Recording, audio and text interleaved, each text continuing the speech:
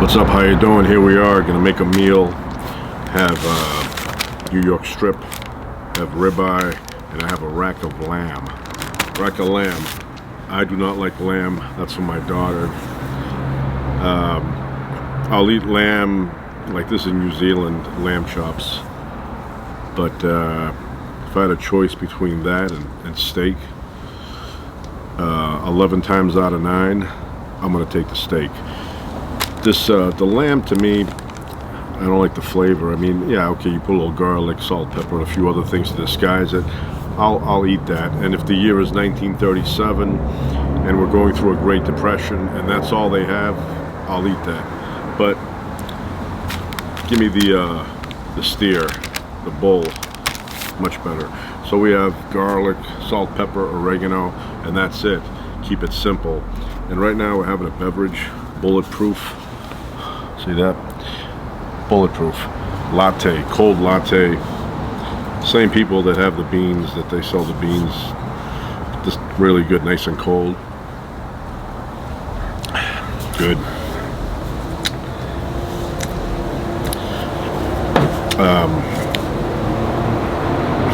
Has protein in it too, so it's like a meal. And I have a magazine here that I'm reading right now. I'm a little bit behind here, so this is from Christmas time, but it's a great magazine. I highly recommend it. If you see it, pick it up. The back, but good magazine. Interesting stuff in here. So I got the fire going, they get the grill nice and hot, and we begin the cooking process. Also, with our meal, have Longboard Island Lager beer. Right there. Now, you look at this and it's Kona Brewing Company, and you go, oh, they must make this in Hawaii. But it's not made in Hawaii. It's made Fort Collins, Colorado is one place. The other place is Portland, Oregon, and then Portsmouth, New Hampshire, or New Hampshire.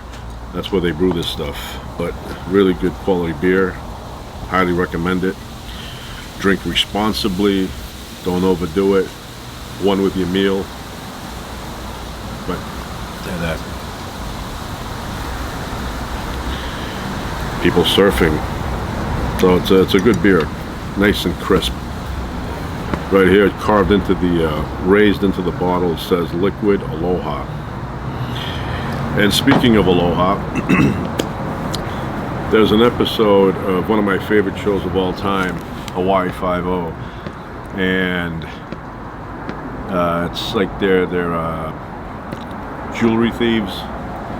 Buddy Ebsen from Beverly Hillbillies is on it, and what they do is they go and they rob places. But at the end, when they're ready to leave, they're on the plane. They think they're going home now. They got away with stealing all these jewelry pieces. Plane's about to start taxiing down the runway, and all of a sudden you hear a voice, and the voice is Steve McGarrett, and he basically says to them, don't plan on going anywhere, 30 years or whatever he says to them. And he goes, look to the left, look to the right, and there's a bunch of Hawaii cops on both sides of the plane. And then he says, aloha, aloha suckers. It's one of the best lines of Hawaii Five-0. So when I hear aloha, I think of Jack Lord, Steve McGarrett saying aloha suckers to the thieves on the plane who thought they had gotten away with it. But that's one of my favorite shows, especially the early ones from 68 to 73, 72. Those were the best. And Jack Lord lived before, he was cast as Steve McGarrett. He lived up the street from here, not too far. Matter of fact, there was a dry cleaners in this area that Jack Lord would go to when he lived out here. Bit of information. And then he moved to Hawaii for the show and remained there until he died, even after the show. Now, who could leave Hawaii? Tough to do. So anyway, that's good. And like I said, it's a meal.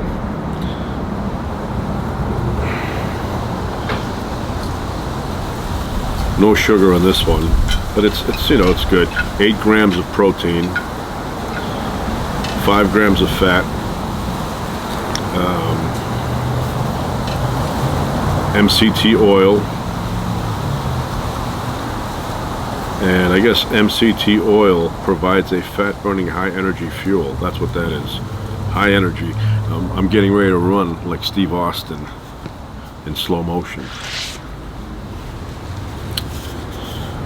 You know, I was thinking of Steve Austin the other day again, and there was a ridiculous episode where he's in some, I don't know if it's a high-rise, but it's a building that has a few floors, and people get in the elevator, the doors open, and then the elevator drops, but the cable snaps, and Steve Austin does a slow-motion run to the elevator, grabs the cable with the bionic arm, and the cable is sliding through here.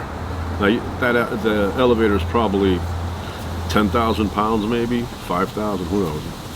Few tons. Those things are like big steel boxes. Plus, there were people on it. Anyway, so the elevator's falling down at terminal velocity, and he grabs the cable, and as it's going through his palm, it's smoking up his hand from the friction. And this 175-pound man with a bionic arm is able to stop the elevator like this by squeezing the cable, and he stops it. Now, he may be strong, but if you weigh 175, 180 pounds, and the object that you're trying to stop weighs a few tons, then I can't see how it's possible, no matter how strong that one arm is, that couple of things, that you don't get pulled in with the elevator, or your arm, I mean, if you're that determined to stop it and you're squeezing, how the arm doesn't get pulled out of the socket. I mean, it's flesh here, it's screwed into the flesh. This thing right here should separate. I mean, if you remember an episode where Bigfoot, Andre the Giant, Bigfoot, is fighting Steve Austin. Steve Austin grabs Bigfoot's arm and tears it off. And this is a Bigfoot that is all bionic, so it should be harder than tearing out a human, but he pulls the arm off, and then Bigfoot takes the arm back and runs away with the arm. So, and that's just a bionic guy pulling on it. Can you imagine if an elevator, you know, was falling and you grabbed the cable, that arm would still be there? I don't think so. But there's a lot of things like that. And then I mentioned another time that he was in a car, Lee Majors, Steve Austin, and the car was up on the hills out here somewhere, and the driver jumped out, and Steve Austin's in the back with a passenger, I think. Haven't seen it in years, and then he opens up the back door, sticks out his leg with his shoes on there, and he puts pressure on the ground and stops the car. That's a tough shoe. So, but I'll say it again, as a kid, you don't analyze that kind of stuff. It goes over your head. And I'll give you another example of stuff you don't analyze. Love Boat. If you see the Love Boat today, there's a lot of sexual talk, a lot of hidden sexual talk, a lot of innuendo about sex that you don't notice as a kid. You get a little older and you watch that, you see that every so often they're putting that stuff in there. And you go on a ship, cruise, and the crew members, including the captain, they're dating everybody. Got women in their closet, they got women in their bathrooms, they got women in the captain's suite. They're all over the place. You go on a cruise in real life, they're not messing around with everybody like that. They may be once in a while, but not normally. Well, they shouldn't be, otherwise, you know, they get fired. But on that ship, it's encouraged, including by the captain. That's why they call it the Love Boat. But I've seen the Pacific Princess in real life. Not that big of a ship. I've seen it one time up in San Francisco and another time down here, and I was not impressed by the size of the ship. But yet when you see it, it looks like a lot bigger, especially that dining room area. That looks huge. But in real life, when you see it, yeah, it's big, but not crazy big. It's not like the Queen Elizabeth II. Anyway, let me get this stuff going here.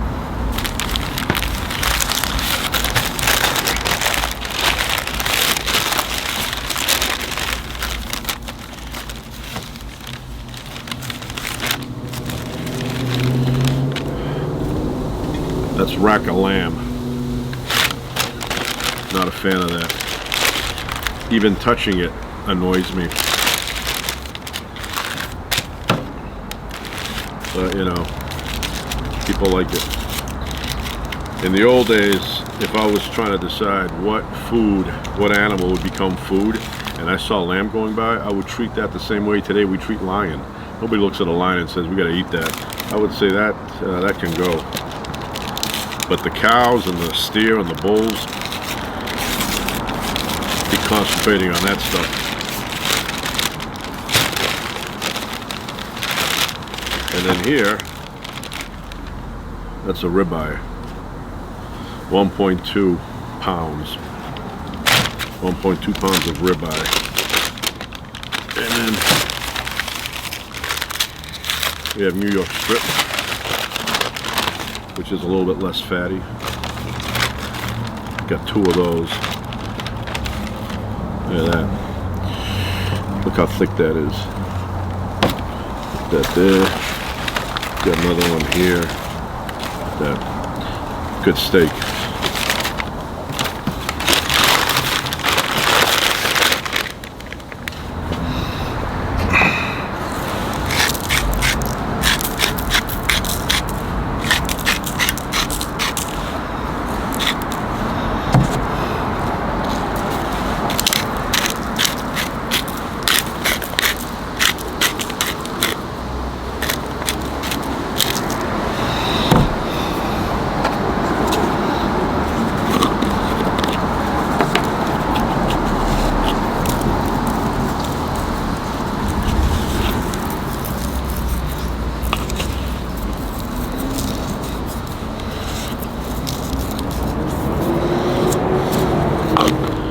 So I will say that you can get oregano at a grocery store.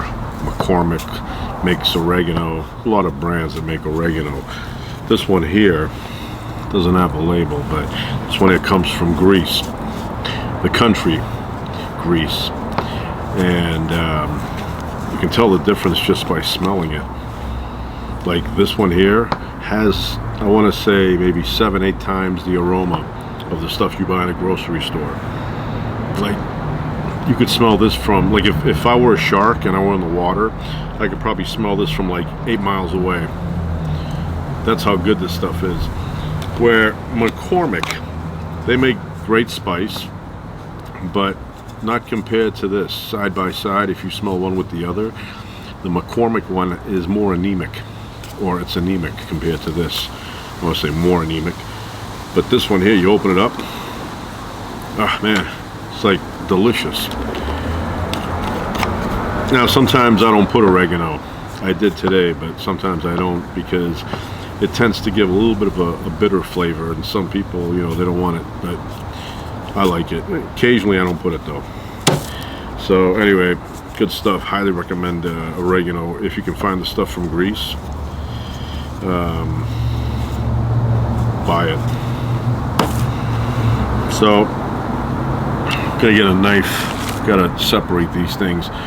Apparently the lamb has them attached, and I don't want to cook them like that. I want to cook them in between and everything, and plus I want to put the spice in between, because lamb doesn't taste that good. Now I know I'm not eating that, but trust me, I'm not a lamb guy.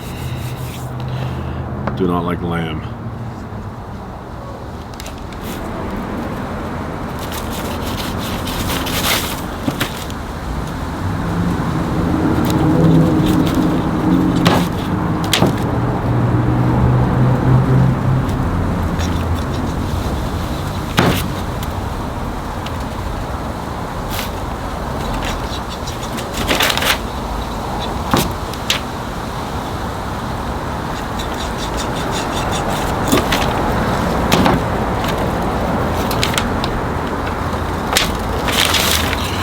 This knife is from El Salvador.